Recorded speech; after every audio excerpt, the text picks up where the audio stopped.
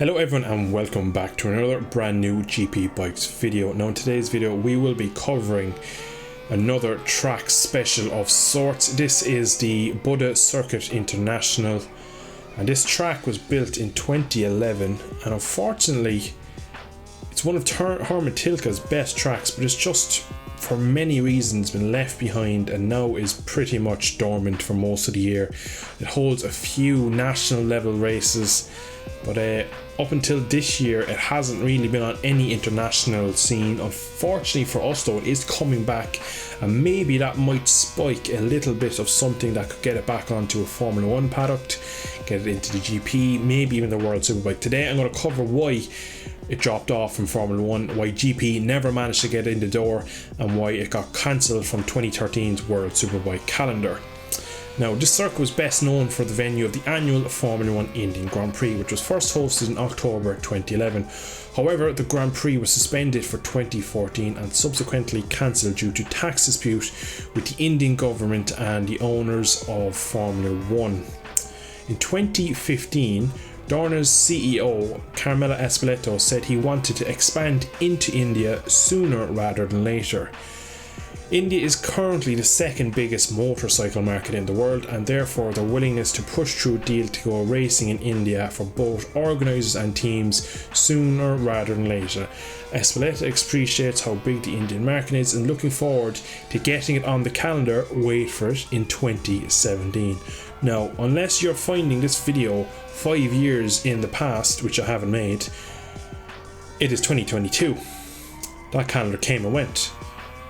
It wasn't on it, as many of you probably realise at this point. So why did it fall through when they were adamant that the second biggest, largest market of India deserved the GP race? It had a brilliant track. What went wrong? Where did it go? Why didn't it materialize? Dorn have had some issues and troubles with Indian law. World Superbike had hoped to race in India back in 2013. However, shipping and logistical difficulties meant the race was postponed and eventually cancelled. This is one major hurdle that Motogp would have to overcome should they put India on the calendar. That was also spouted back in 2017 when it didn't turn up on the calendar as predicted. Now, personally, great track. Simply stunning. I love every single bit of it. It has it all. It has the long straights, it has the cambers, it has the elevation change, it has slow corners, fast corners, tight corners, wide corners, you name it. Herman Tilke managed to cram it into this track, and you would think so for a budget of 260 million they could milk a pretty good venue, and it just flows. Formula 1 drivers loved it. There was local level kind of super sport 300 whatever riders in India that rode it that have good, great feedback for this place, and it's amazing how good this track could be if it ever gets back onto it. Now, unfortunately, as you could probably realise, 2017 came and went, like I said, and there was no sign of MotoGP going to India or anywhere near the Buddha International Circuit. And why is that, Joe? I can hear you asking over and over why. Basically, as in everything, it comes down to money. If the world didn't have to revolve around money, it'd be a much nicer place, things would happen, we'd get a lot better events, we'd have a lot more fun in life. But unfortunately, that's not how it works. At the end of the day, it came down to taxes. The Indian government wanted, in Formula 1's case, more money. They were overcharging price tickets. The first year it had a complete sellout, the second year it halved, the third year a third of the gate tickets were sold only. So not only was it being basically ran badly, they had issues with the governing body, the FIM, or the FIA I should say, of Formula 1, and that pretty much killed it off. And back when Bernie Eccleston held the chain of Formula 1, he said it was going to take a break for 2014 and come back in 2015, but unfortunately never did. So the 1 year contract they had remaining just basically fizzled into dust, and now we're sitting here in 2022. There's no sign of Formula 1 going back here, as only yesterday the Las Vegas track has been announced, and tracks like this are just they're just history now, unfortunately, for Formula 1. Now, there doesn't look to be any interest from World Superbike having another go at this paddock, and doesn't really look like it's on the radar at the moment for the MotoGP paddock. But why I've made this video and why I'm hoping that will change over the next 18 months to 2 years is that Formula 4 F4 is going back here for the first time ever And going back there since 2014, this track has not held anything higher than national level racing. So that's the first proper international. No, it's only F4, it's nothing huge. So hopefully we might see this place. But just a little talk about the track. I have on screen, of course, me ripping it up on a Moto 2. And this track, I had so much fun doing these few laps. I did a handful of laps, didn't do anything serious, didn't really push the boat out. But I just remember playing this on F1 2012 and just having so much fun through this sector here, just where the car would get pulled left and right from the cameras and natural ups and downs of the track. Herman Tilke gets a lot of slack over his tracks being boring, unraceable, no fun, this, that and the other, but I must say he got this one right. Whether it would cause good racing in F1, I don't know. It didn't have the best races there in the few years they went there, but a bike is a lot different to a car, and I believe this track would be brilliant. And again, another issue that stands against it is the same issues that we had in Indonesia a couple of weeks ago, where the track was built, load of money dumped onto it, the Indonesian fan base is there, they wanted to race, but the organisers went about it the wrong way. Now whether this is Dorna's fault, the track, India's government, whoever, somewhere in the mist they've made this basically went out the window. The fact that they built it on a separate island that you have to get basically you have to travel to, there's no way, there's no way of land getting, you can't drive there. So instantly you're looking at either a boat or a plane. I believe you had to get a plane or fly across. So instantly to get there, it's costing money for the locals. Now Indonesia isn't the most wealthy country in the world, and that was a big issue. People couldn't travel there. Then the price of tickets was astronomical. Up to 2/3 of a family income for one ticket was kind of the average, and a lot of people couldn't afford to go.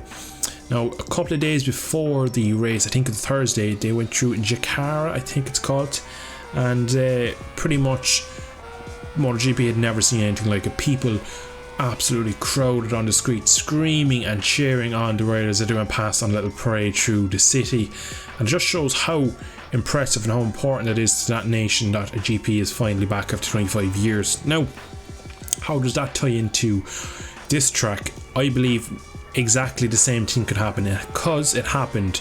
Lightning doesn't strike twice. Yes, it does. Unfortunately, back in 2012, 2013 and 2011, when this track was on the Formula 1 calendar, the exact same thing happened. The first year, lots of people went, the prices went up for year 2, the attendance halved, and then the third year again came down as the prices didn't come back down, and that was a big issue for Formula 1's owners, and that's a part of the reason why they never went back, as well as of course the tax issues with the government. Again, it got messy, got ugly, and now this beautiful piece of artwork is sitting just gathering dust. Maybe 2022 is the return of the beautiful Buddha circuit, but we're going to just finish this video off with my fastest lap. I'm going to just push for one lap and then just going to talk about, so we've turn 1, tight corner here, really awkward, it really have to square it off to not run deep. Then you've turn 2, it's kind of a flat corner and you just need to sit the bike up and brake in a straight line. You have a lot of runoff here. This reminds me of the turn 3 at Kimi Ring. Then you have a big long straight. The whole opening sector is very similar to Kimi Ring now that I think of it. Really long straight on a Moto 2 bike that I'm riding here. You just run out of top end really. You can see 165, might just touch 170 for the brakes, 168 I think, believe. Again, you're braking about 250 meter board on this thing here, and we're just into this really tight. This corner here is a bit weird, it's really narrow. On a bike it would be a bit tricky, in a car it'll always look like one after the other, no one could really pass in there, it's just too narrow. This bit of track here though, you have a double left here, just beautiful, just drift out to the curb, pick the bike up, left, then flick it right, taking a bit of curb. And this probably is the best part of the track here. The only thing is, with the GP bike's physics, the bike does go a bit weird. Right, left, and you go into a double right here. Beautiful bit of track again. It's just so fun to ride. Look at it banking through here. It's absolutely magnificent to ride. You just leave the bike, run out as wide as you can, looking for the latest of all apexes, bringing it back and just kissing the apex there, sitting it up, powering up a few gears, and then bringing it back across. Now, whether it would cause the greatest racing possible, I don't know, but I do know riders would love this place if they got to ride around here. I would wanted to keep riding on there, but I had to do the video and record, unfortunately. But I definitely will want to come back to this place at some point, and hopefully in the future MotoGP, World Superbike, or even Formula 1 might bring back some top level entertainment to the Indians, and they deserve it. But I'm going to end it there. Hope you have enjoyed this look back at one of the greatest tracks that is basically rotting away. And yeah, let me know in the comments if you'd like to see India back on a Grand Prix circuit anytime soon. But thank you all for watching. Catch you in the next video. Bye bye.